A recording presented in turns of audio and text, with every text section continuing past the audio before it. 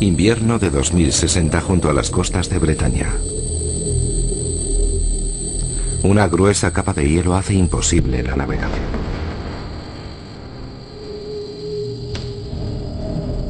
A lo largo de toda la costa, muchos puertos permanecen cerrados esperando a que los rompehielos hagan su trabajo.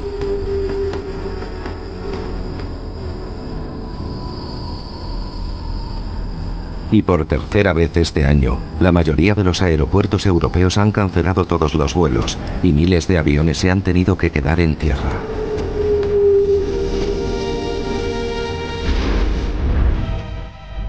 Desde Noruega hasta España, de Irlanda hasta los Urales, toda Europa está siendo sacudida por esta ola de frío sin precedentes.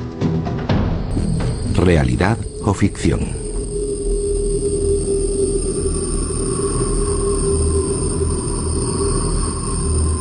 Estas alarmantes predicciones forman parte de un informe encargado recientemente por el gobierno estadounidense, en el que se contempla seriamente que las corrientes oceánicas se están debilitando y la repercusión que esto puede llegar a tener en el clima de Europa a finales del siglo XXI. La causa de este desastre, el calentamiento global. Esta catástrofe anunciada viene a engrosar la letanía de fenómenos climáticos que se han multiplicado en los últimos años. Lluvias torrenciales e inundaciones devastadoras. Olas de calor con consecuencias mortales y violentos huracanes y tifones, cada vez más frecuentes. Ejemplos suficientes para darnos cuenta del riesgo que corremos al alterar el clima de nuestro planeta. Esta vez la amenaza procede de las profundidades del Océano Atlántico, derivada de la complejidad de la corriente marina más mítica de todas, la corriente del Golfo.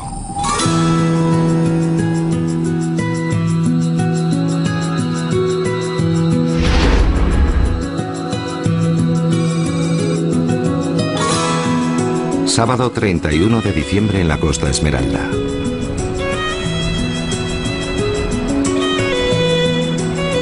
Con un tiempo en el que los carteros no deberían salir a la calle, ni siquiera los jubilados.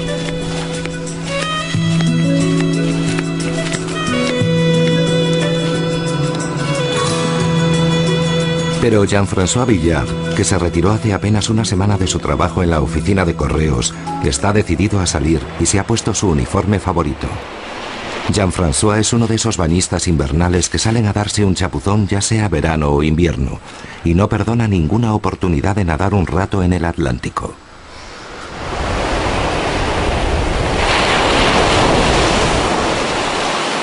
Un baño de 20 minutos, pase lo que pase. Sin duda este ritual dominical sería mucho más duro si la costa de Bretaña no disfrutara de una relativa bondad del clima durante todo el año. No obstante, nuestro cartero jubilado es consciente de que hay una corriente bendecida por los dioses que le permite saltarse la misa de los domingos. En mi opinión, esto es posible gracias a la corriente del Golfo, que pasa muy cerca de Jersey, y debe calentar en cierto modo las corrientes que pasan por aquí. Unos inviernos benignos y un mar sin hielo que se debe en parte al paso de las cálidas aguas de la corriente del Golfo junto a las costas de Bretaña explican en gran medida el famoso microclima que los folletos turísticos de la zona utilizan como reclamo. Pero hay algo de lo que no cabe duda. Al otro lado del Atlántico es imposible imitar a los bañistas invernales.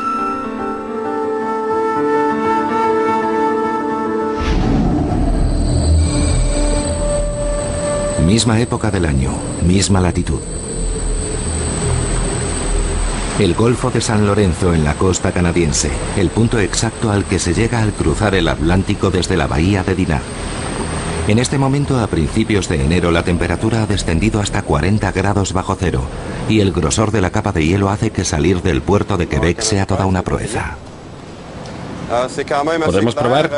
Capitán, por el momento debe permanecer del lado sur. El rompehielos de Grosellier lleva una hora tratando de despejar el canal y abrir una vía hacia el mar.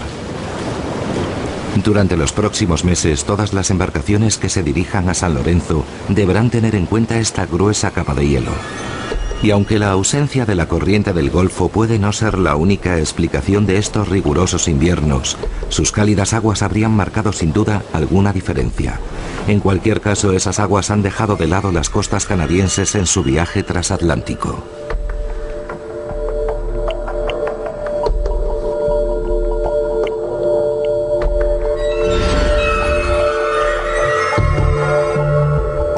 Las tierras altas escocesas, en la costa norte.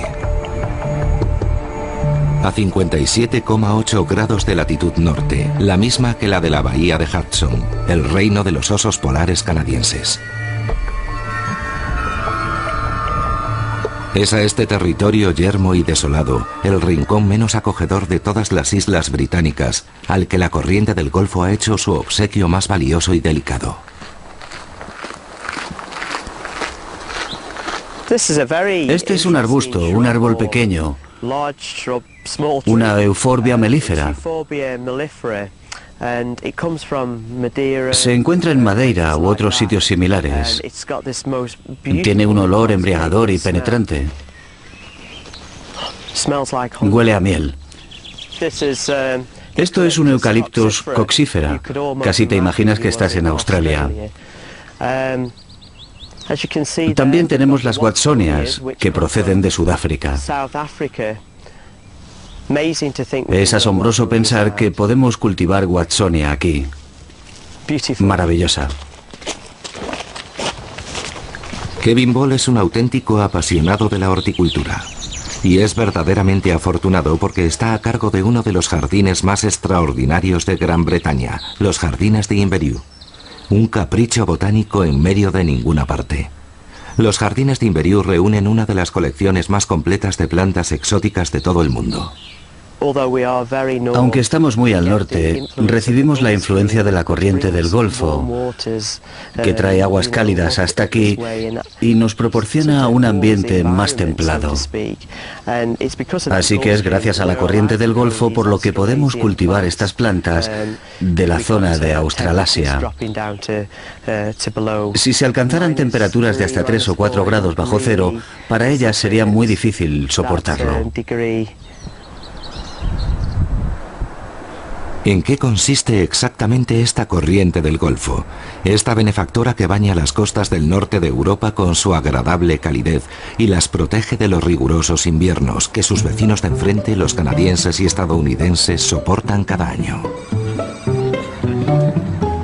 Hoy hay mucha gente en el Centro Nacional de la Constitución estadounidense en Filadelfia.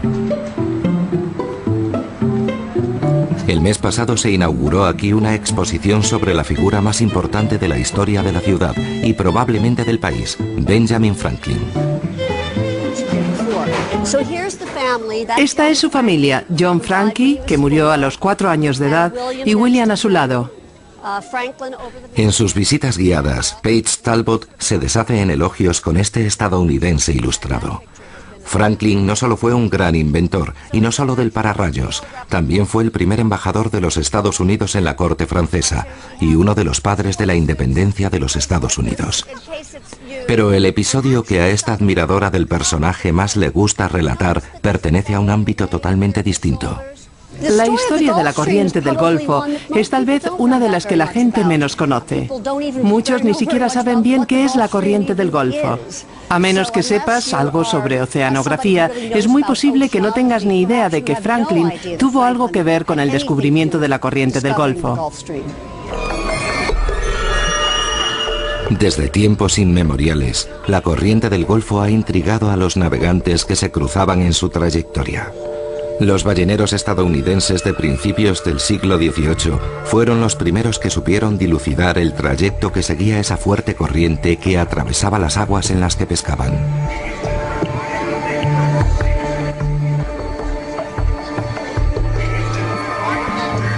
En 1769, Ben Franklin era subdirector del servicio postal para las colonias americanas, y las autoridades británicas le encargaron que investigara a qué se debía que los barcos ingleses que viajaban entre Europa y América sufrieran retrasos de varias semanas en sus trayectos. Franklin le consultó a un primo suyo, ballenero de profesión, en Nantucket. Revisó los registros de los barcos y realizó experimentos en el mar. y gracias a ello descubrió la existencia de una poderosa corriente en medio del Atlántico.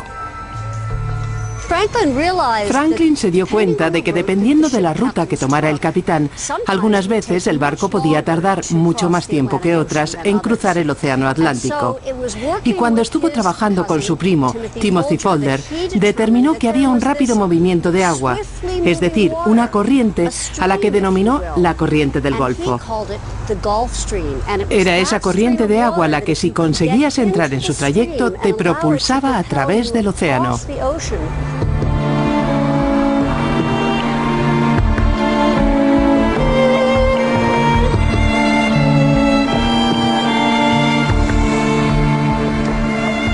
A partir de sus descubrimientos, Franklin decidió trazar un mapa exacto de este río bajo el mar.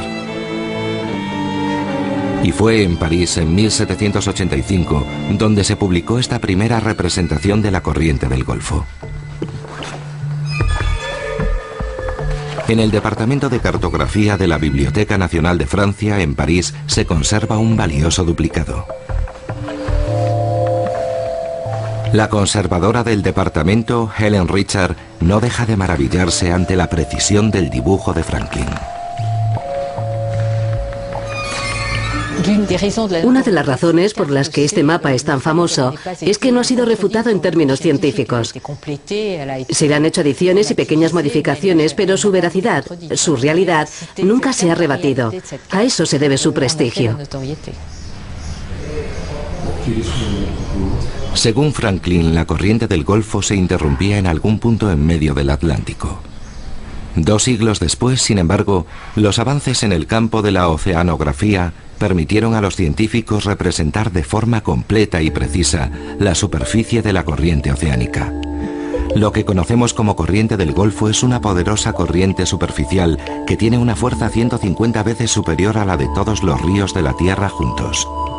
Empujada por los vientos alisios, se origina en el Golfo de México, del que toma su nombre. Arrastra las aguas tropicales del estrecho de Florida hasta los grandes bancos del Nuevo Mundo. A continuación se dirige al este, donde se divide en varias ramificaciones. Una de ellas lleva las aguas tropicales del estrecho de Florida hasta los límites del Atlántico Norte. Es esta corriente del Atlántico Norte la que comúnmente asociamos con la corriente del Golfo y a la que se debe en gran parte la suavidad de los inviernos europeos. Pero el viaje de la corriente del Golfo no ha hecho más que empezar. Cuando las aguas tropicales llegan al océano Ártico, se enfrían súbitamente y descienden hacia la zona abisal, donde describen una curva que se conoce como circulación termohalina. A continuación, como si fuera una cinta transportadora enorme que se ralentiza en la profundidad del océano, vuelve a encaminarse hacia el sur para volver a unirse con el inicio de la corriente del Golfo en las costas americanas. Sin esta asombrosa mecánica, los jardines de Inveroux serían un páramo yermo azotado por los vientos y los bañistas invernales de Bretaña tendrían que romper el hielo del mar para darse un chapuzón.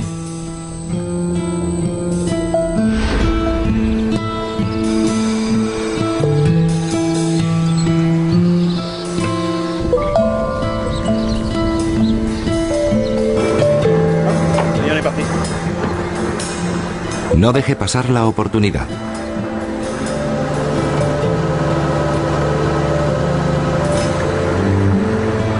Estarán ahí tan solo unas horas, aprovechando la máxima pleamar para tratar de salir del océano y llegar al río. Es el preciso momento en el que los pescadores de Gironda salen en busca de las angulas. Las angulas son las crías de las anguilas, y Sebastián lleva casi 70 años pescándolas en las turbias aguas del estuario. Este diminuto pez plateado se vende por la friolera de hasta 800 euros el kilo. Y para algunos miles de ellos, esta mañana da comienzo una migración increíble.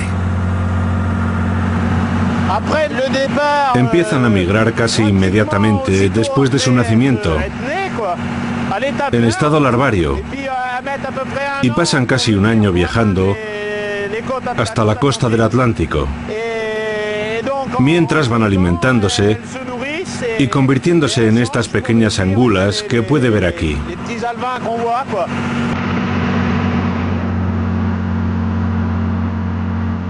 En efecto, su aventura comienza al otro lado del mundo, junto a las costas de Florida, en el remoto mar de los Sargazos.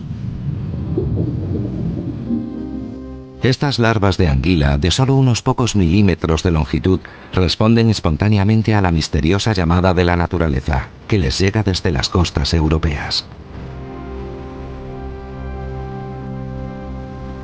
Poco después de nacer, se embarcan en una travesía transatlántica de más de 6.000 kilómetros, a pesar del hecho de que casi no pueden moverse, y mucho menos nadar.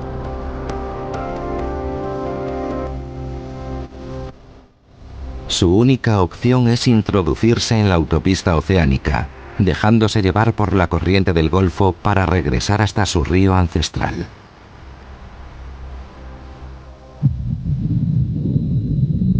Y estos polizones no son los únicos que se benefician de la poderosa corriente de origen tropical.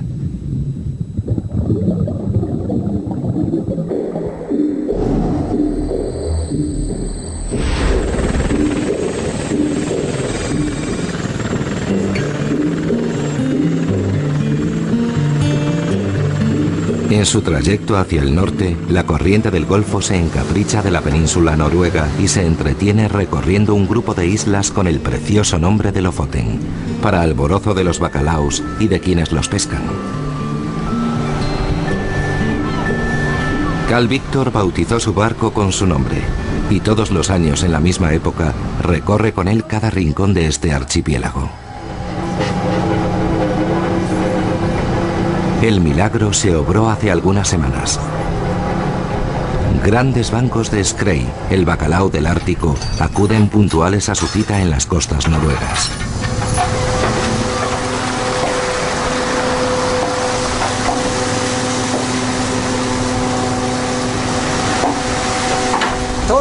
El bacalao migra a las Lofoten, porque aquí encuentra unas condiciones muy favorables para la reproducción.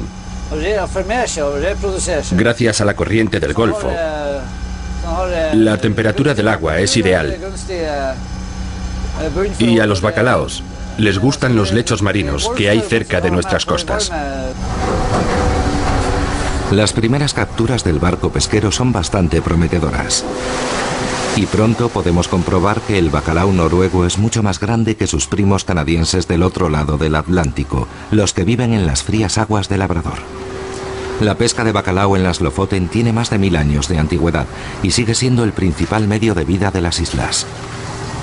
A Carl Víctor nunca se le olvida agradecérselo a esta corriente, sin la que la presencia humana en este archipiélago del extremo más septentrional del círculo polar ártico habría sido imposible. Aquí todos sabemos que se lo debemos a la corriente del Golfo. Lo aprendimos en la escuela. Todos nosotros sabemos que la corriente del Golfo es esencial en nuestras vidas. Es un proceso eterno sin el que aquí no podría vivir nadie. Pero este proceso eterno podría interrumpirse algún día.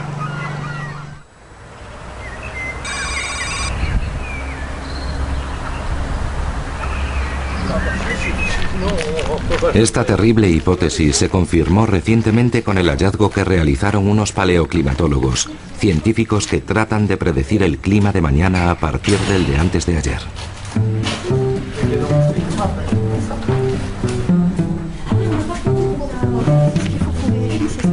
El sótano del castillo de Gif-sur-Yvette alberga el Laboratorio de Ciencias Climáticas y Medioambientales.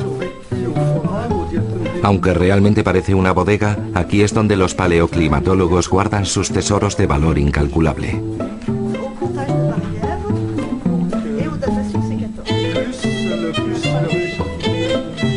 En él se conservan kilómetros de muestras de sedimento extraídas del fondo del Océano Atlántico. Pruebas inestimables que, tras haber jugado un tiempo al escondite, permiten a Elisabeth Michel y Jean-Claude Duplessis estudiar de cerca las variaciones del tiempo durante los últimos 100.000 años. A primera vista, el clima de la Tierra en el pasado parece haber seguido un patrón regular de ciclos de calentamiento y enfriamiento que se sucedían, y son perfectamente visibles en las capas de sedimento. En la segunda mitad del siglo XX, la comunidad científica emprendió la gran tarea de estudiar en detalle esta sucesión de periodos de calentamiento y enfriamiento, particularmente en las muestras de sedimentos marinos, y se pudo comprobar que la sucesión era casi periódica, con intervalos diferenciados y casi invariables de 20.000 años, 40.000 años y 100.000 años. No obstante, a principios de la década de los 90, el hallazgo de una extraña piedra negra incrustada en una muestra de sedimento obtenida junto a la costa francesa desmontó esta bonita teoría.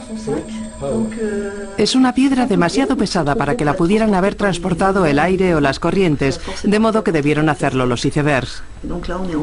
Así que tenemos que imaginar que en el Atlántico Norte, en aquel periodo, habría un gran baile de icebergs. Esta historia se desarrolló hace unos 20.000 años, durante uno de los grandes periodos glaciares. Los rápidos y violentos incrementos de temperatura hicieron que la inmensa capa de nieve que cubría Norteamérica se derritiera en poco tiempo. Esa fue la causa de que miles de icebergs surcaran el océano Atlántico. Los científicos podrían no haber sabido nunca que el hielo se había desprendido si los icebergs no hubieran actuado como pulgarcitos, dejando caer las piedras del rocoso suelo canadiense en el fondo marino próximo a las costas europeas. Estas muestras se han tomado cerca de la costa de Francia, en la bahía de Gascoña, y junto a Gibraltar, donde se encuentran los últimos guijarros que los icebergs dejaron caer al derretirse. Los icebergs se derritieron, pero los guijarros no. El desprendimiento del hielo fue un hallazgo muy importante. Demuestra que a lo largo de la sucesión de periodos de calentamiento y glaciación que han caracterizado el clima terrestre durante millones de años, se han producido súbitas olas de calor. Tuvo que tratarse de un cambio muy repentino. Por ejemplo, hemos descubierto que una de esas olas de calor se produjo en un periodo de 70 años. Eso significa que algunos cromañones empezaron a vivir soportando los rigores de un clima frío y acabaron disfrutando del agradable clima de Niza.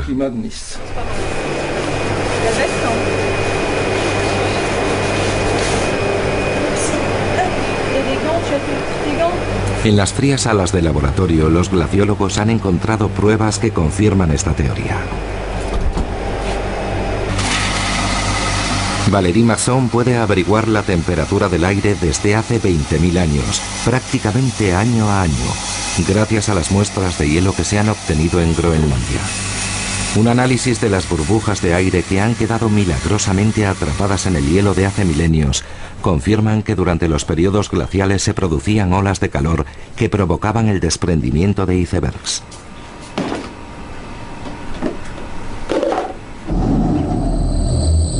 Pero lo más sorprendente es que a estos aumentos repentinos de la temperatura le sucedían sistemáticamente rápidos y violentos episodios de enfriamiento en el norte de Europa.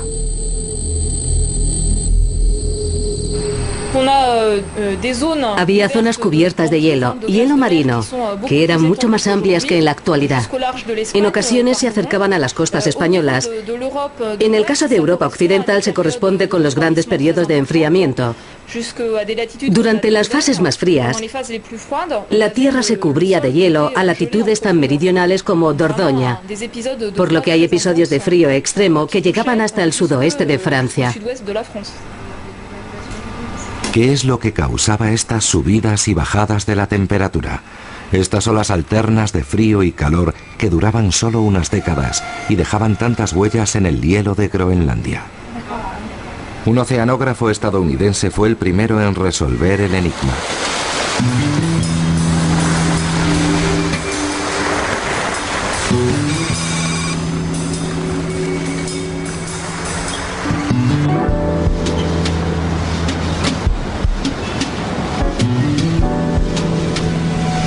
Pese a que la corriente del Golfo haya desdeñado las costas estadounidenses, Wallace Brooker ha dedicado 50 años a estudiarla. Profesor en la prestigiosa Universidad de Columbia, Brooker estaba decidido a tratar de comprender mejor cómo influyen las corrientes oceánicas en el clima terrestre y particularmente la del Golfo.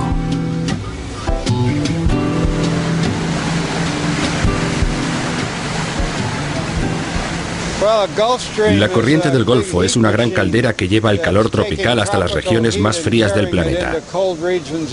De no ser por la corriente del Golfo, en Gran Bretaña, Francia o Escandinavia, haría mucho más frío. Right now we have a temperature of 42 degrees in both Newark and Central Park. Should be a nice day today. Sunny, high around 65 degrees. Intrigado por los bruscos cambios climáticos del pasado, Wallace Brooker pensó que la explicación podía estar en una disfunción de esta caldera natural que aporta 10 grados más a las costas europeas durante las estaciones más frías del año. Nos enfrentábamos al misterio que suponían las pruebas sobre Groenlandia. Estas oscilaciones entre un frío extremo y un frío más moderado duraban varios cientos de años y volvían a cambiar, y nadie sabía por qué. Yo pensé que en el periodo glacial tenía que estar pasando algo que estuviera interrumpiendo esta corriente, y cuando se detenía, dejaba de llevar calor al Atlántico Norte y provocaba un gran enfriamiento en Europa. Este venerable profesor trató entonces de descubrir el origen de las ramificaciones repentinas de la corriente del Golfo. La respuesta reside en el punto en el que la corriente tropical se sumerge hasta las profundidades del océano. Cuando estas aguas cálidas y saladas llegan al océano Ártico, pierden parte de su calor al entrar en contacto con el ambiente y las frías aguas que se encuentran. Y como consecuencia se produce la evaporación, que aumenta la salinidad y densidad del agua. A medida que las aguas van enfriándose y teniendo una mayor concentración de sal, se hacen más pesadas y se hunden hasta el fondo del mar para formar la circulación termohalina. Estas formaciones de aguas profundas constituyen el motor principal de la cinta transportadora oceánica y la corriente del Golfo. Pero si se perturba este delicado mecanismo, es probable que todo el sistema se interrumpa.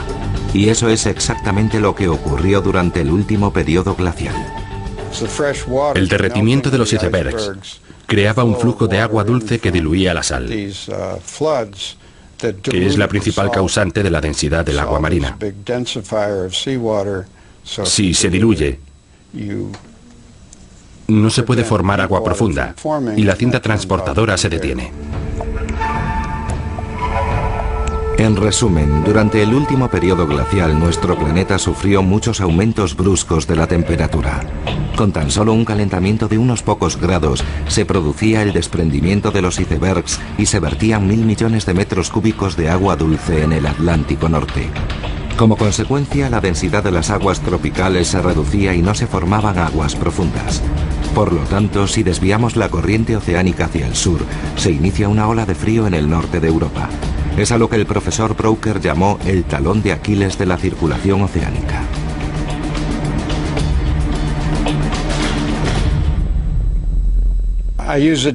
Hablé del talón de Aquiles de la circulación oceánica porque si se perturba el proceso de formación de aguas profundas en el Atlántico Norte, todo se ve afectado.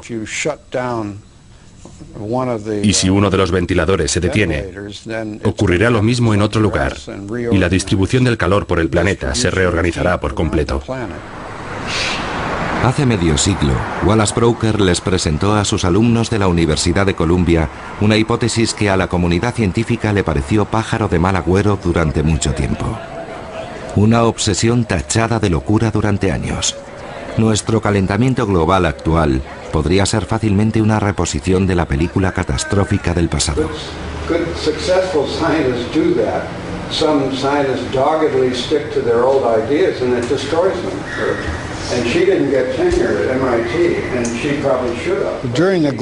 Sabemos que durante el periodo glacial hubo épocas en las que la circulación termohalina se detuvo. Y eso hizo que al norte de Gran Bretaña se formase hielo y que el norte de Europa pareciera Siberia. Hubo inviernos extraordinariamente fríos, mucho más fríos que en la actualidad. Así que la teoría es que al calentar el planeta podemos provocar que la circulación se detenga de nuevo y se vuelva a producir una glaciación.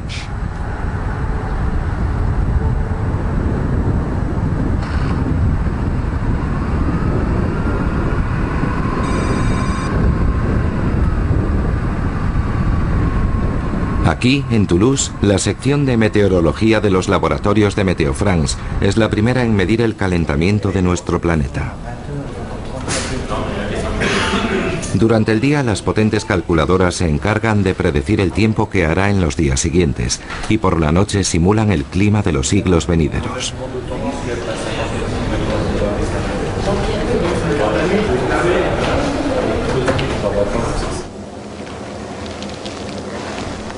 Serge Planton, un climatólogo experto de Météo France, participa en la labor del Grupo Intergubernamental de Expertos sobre el Cambio Climático que las Naciones Unidas ha creado para evaluar los datos científicos sobre el calentamiento mundial.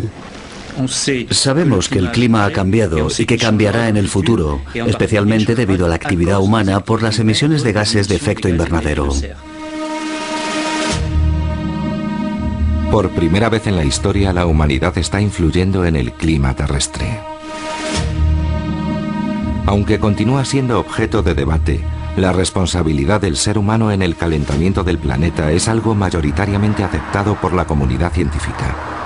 La contaminación del tráfico, la producción industrial, la deforestación e incluso algunos sectores agropecuarios como la cría de ganado son algunas de las actividades humanas que contribuyen al aumento de la emisión de gases de efecto invernadero, los principales responsables del nuevo calentamiento global.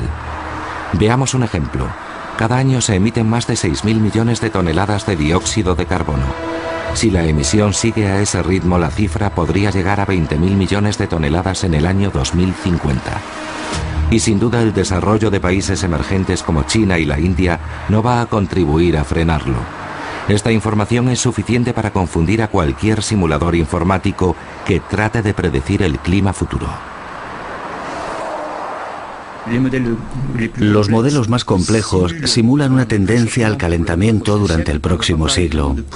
No podemos analizar demasiado los pronósticos porque aún no se sabe cómo va a evolucionar la cuestión del efecto invernadero.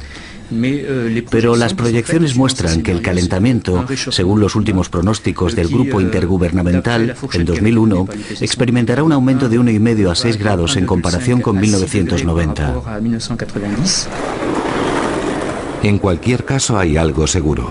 Este calentamiento mundial no tiene precedentes en la historia de la humanidad. Y según Serge Planton, las predicciones del aumento de las temperaturas todavía guardan sorpresas. Por ejemplo, creemos que las olas de calor serán cada vez más frecuentes. Y en lo que respecta a Francia, en el extremo más pesimista, pensamos que pasarán a ser entre 5 y 10 veces más frecuentes, lo que significa que el verano que tuvimos en 2003 será el habitual a finales del siglo XXI. De ahí que podamos concluir que la actual tendencia al calentamiento podría hacer que esta cinta transportadora oceánica volviera a detenerse.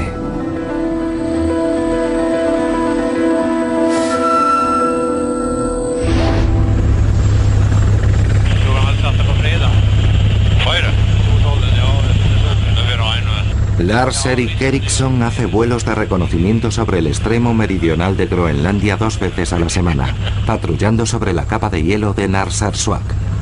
Realiza su labor tanto en verano como en invierno para informar a las embarcaciones comerciales sobre el estado de la plataforma de hielo a lo largo de toda la costa. Y en los casi 50 años que lleva sobrevolando Groenlandia, Lars ha sido testigo de que las condiciones del hielo han ido empeorando en esta región del Ártico.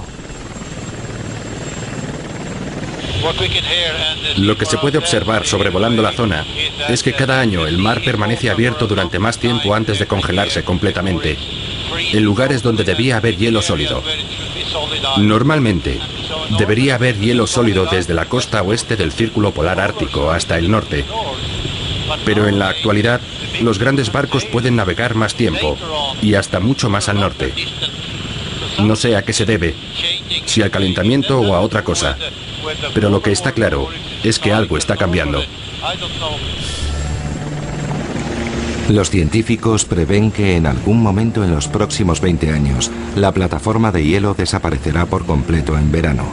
A esto se suma el derretimiento del casquete glaciar de Groenlandia, que está retrocediendo a un ritmo de 14 kilómetros al año, 3 veces más rápido que a finales de la década de los 80.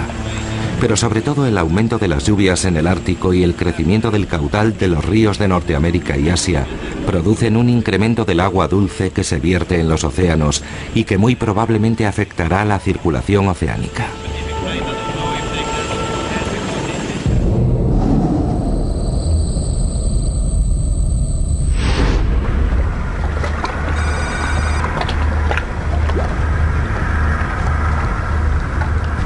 Ante la magnitud de la amenaza, los oceanógrafos se van turnando para vigilar la corriente del Golfo.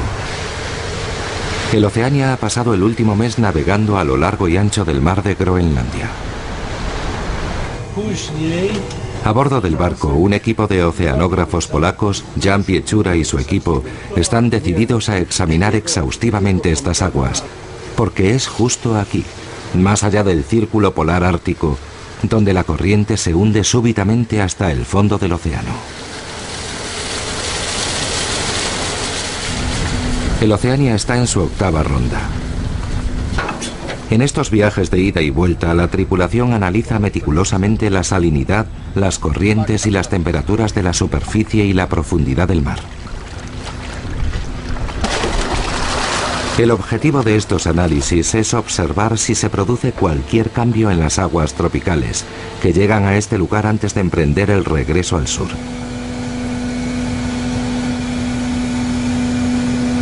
Hace poco, un equipo noruego detectó un descenso en la salinidad de las aguas profundas de regreso de la corriente del Golfo, pero los ordenadores del Oceania revelan otra sorpresa más. W tym czasie obserwujemy znaczne zmiany wody atlantyckiej. En los últimos años hemos ido observando grandes cambios en las propiedades del agua del Atlántico. Desde 2003, la temperatura del agua ha ido subiendo. Este año ya hemos observado un aumento de 0,7 grados centígrados con respecto a los resultados del año pasado. Un aumento de casi 1 grado, algo sin precedentes en la historia de la oceanografía. Este aumento de la temperatura del agua hará que la capa de hielo y la plataforma de Groenlandia se derritan más deprisa, lo que supondrá un incremento de la cantidad de agua dulce que se vierte en los océanos y una posible desaceleración de la circulación termoalina. Los primeros efectos del calentamiento global del Atlántico Norte son claramente apreciables en las pantallas de detección del Oceania y en las profundidades marinas. De modo que la pregunta ¿es posible que el calentamiento global conduzca a Europa paradójicamente a un nuevo periodo glacial?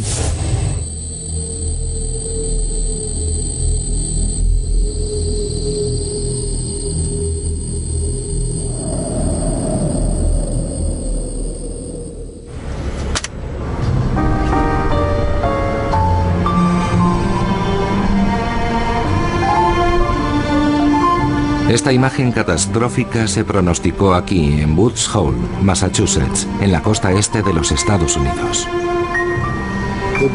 La corriente del Golfo es algo maravilloso. Es un torrente muy fuerte y poderoso que controla un montón de cosas, entre ellas el clima. Y este es un lugar perfecto para estudiarla. Está muy cerca. Y podemos llegar allí en cosa de un día. Terry Joyce es investigador en la institución oceanográfica Woods Hole, un laboratorio independiente creado en 1930.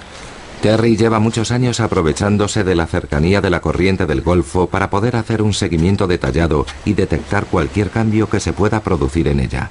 Como muchos otros en Woods Hole, está convencido de que es muy posible que cualquier perturbación de la circulación termoalina pueda provocar una nueva glaciación. Si se produce un cambio brusco y la corriente del Golfo regresa al sur y no vuelve a dirigirse al norte como antes, tendremos inviernos como hace un par de años, en los que el mar que tengo detrás estuvo helado y hacía muchísimo frío. En cuanto a la probabilidad de que las olas de frío se vuelvan a producir en el Atlántico Norte, Terry Joyce no se muestra mucho más tranquilizador.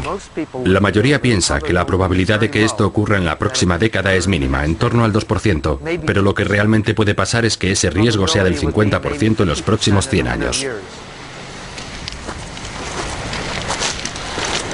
Recientemente un grupo de consultores del Pentágono se tomó muy en serio las preocupaciones de Terry Joyce y el resto del equipo de Woods Hole.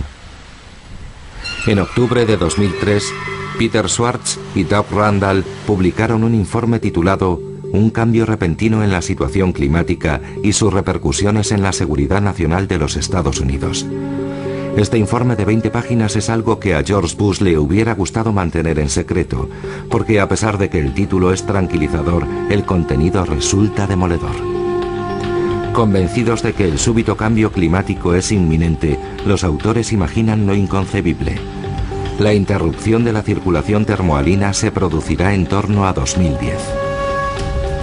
En Europa se alcanzarán temperaturas similares a las de Siberia, lo que supondrá la escasez de recursos hídricos y la aparición de tormentas de nieve y fuertes vientos cada vez más frecuentes. Schwartz y Randall también pronostican la escasez de alimentos en todo el continente y la migración al sur de las poblaciones de Escandinavia y del norte de Europa en busca de tierras más cálidas. En otros lugares el sistema de monzones se trastocará y sumirá a China en el caos. La subida de los niveles del mar hará que Bangladesh prácticamente desaparezca y una sequía implacable asolará el este de África. Ante la catástrofe generalizada, los Estados Unidos, que también se verán afectados por la ola de frío, adoptarán una política aislacionista y emplearán sus recursos en alimentar a su población y reforzar sus fronteras. En cuanto a la probabilidad de que todo esto suceda, lo cierto es que los autores, más que preguntarse si ocurrirá, se preguntan cuándo ocurrirá. Si bien la comunidad científica considera que este informe es alarmista en muchos aspectos, Terry Joyce lo analiza desde otro punto de vista.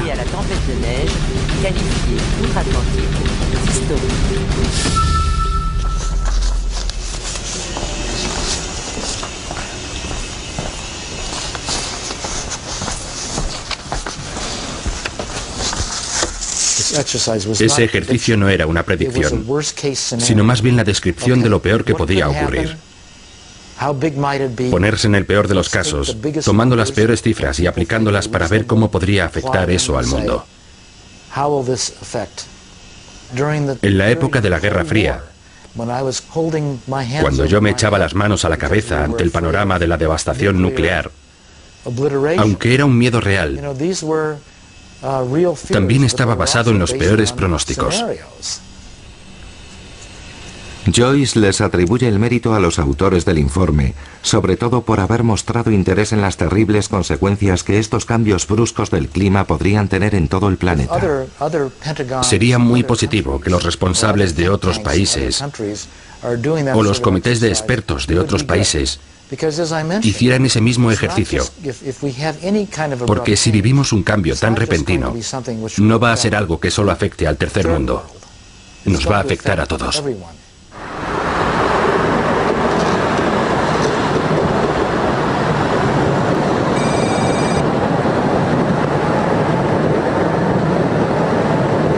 Potsdam, justo a las afueras de Berlín, es donde vive uno de los mayores especialistas del mundo en predecir las condiciones climáticas del futuro. Un joven climatólogo que trabaja en el Instituto Albert Einstein, el edificio donde en su momento trabajó el descubridor de la relatividad. Allí es donde Stefan Rahmstorff estudia minuciosamente las fluctuaciones climáticas del futuro.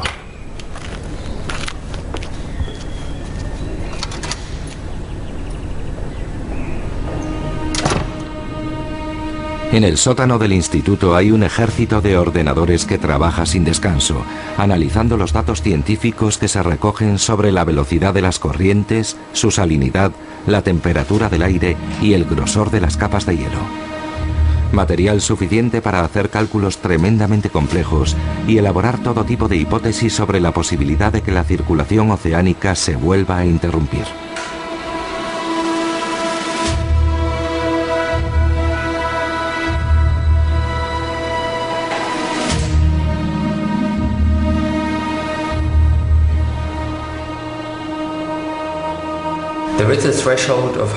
La cantidad de agua dulce que se puede verter al Atlántico Norte tiene un límite, y si se excede, la circulación oceánica se interrumpirá. Creo que en el peor de los casos el límite se excederá durante este mismo siglo, en la segunda mitad, si no detenemos el calentamiento global a tiempo.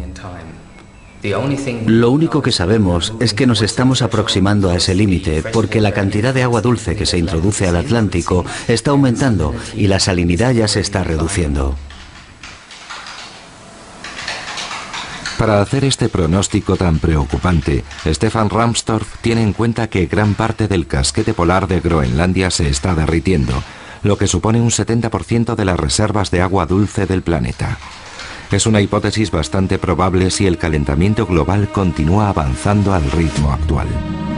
El resultado es un panorama de cambio climático mundial en los próximos siglos que nos presenta la situación como si ya estuviéramos ahí. La interrupción de la circulación oceánica se produciría en la segunda mitad de nuestro siglo, provocando el enfriamiento del norte de Europa.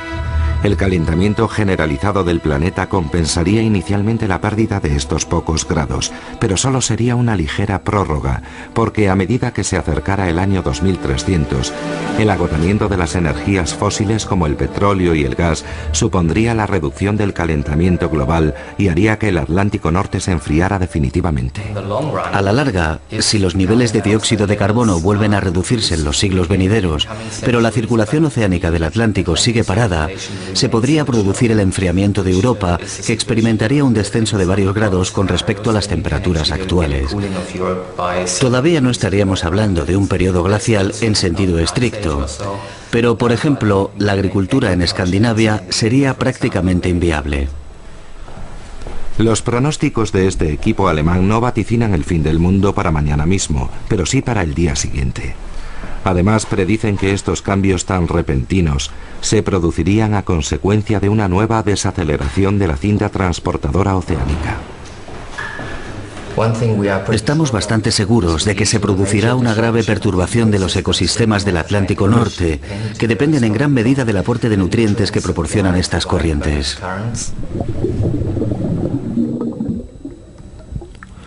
Como consecuencia, se agravará la crisis del sector pesquero en toda Europa y cambiarán las zonas de cría de los peces, como las del bacalao del Ártico, que abandonará definitivamente las costas noruegas. Sabemos que en las costas del Atlántico Norte, el aumento del nivel del mar superará en 1 metro la media mundial. Sencillamente debido a que cuando la corriente cambie, la superficie de los océanos terrestres se reorganizará, lo que en este caso significa que el nivel del mar aumentará en el Atlántico Norte y disminuirá en el Atlántico Sur. Solo 1 metro más. Lo suficiente para que las pobladas costas de los Países Bajos, el Reino Unido e incluso Francia se vean amenazadas. En Potsdam, a unos 500 kilómetros del mar, la población parece haberse dado cuenta del riesgo que implica el cambio climático. Hay multitud de bicicletas y tranvías que lo atestiguan. Pero no es suficiente para tranquilizar a Stefan Rahmstorf, a quien lo que más le preocupa es lo despacio que avanzan las decisiones políticas, en concreto las que han determinado que Europa reduzca las emisiones de gases de efecto invernadero en un 75% para 2050. Creo que los políticos todavía no son conscientes de la urgencia del problema. Las palabras son una cosa, pero las medidas demuestran que no están poniendo demasiado de su parte. El tiempo se acaba y tal vez solo tengamos 10 años más para invertir la tendencia y comenzar esta transición fundamental en el sistema energético y avanzar hacia una mayor eficiencia en el uso de las energías renovables. Pero si perdemos otros 10 años y no hacemos nada, el futuro me preocupa realmente. 10 años para cambiar la situación. 10 años para combatir el cambio climático del planeta, algo que representa tantas amenazas para las nuevas generaciones.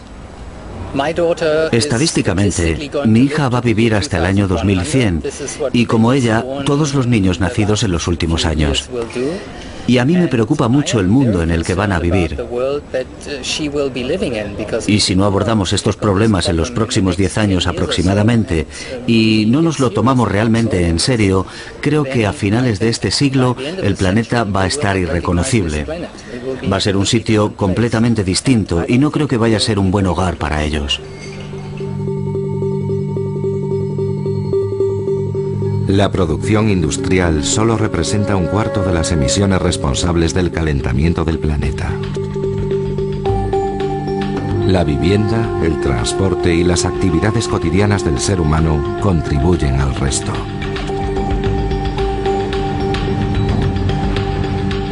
Por lo tanto, es nuestra responsabilidad comportarnos cada día de forma que podamos legar a las generaciones futuras un planeta tan viable como el que nosotros heredamos. Como en todas partes del mundo, la cuenta atrás ha comenzado en las costas de Europa. No se puede descartar que la circulación oceánica se vaya a detener a finales de siglo. Una sorpresa climática más que nos depara la ya abultada lista de incertidumbres que pesan sobre el clima del mañana.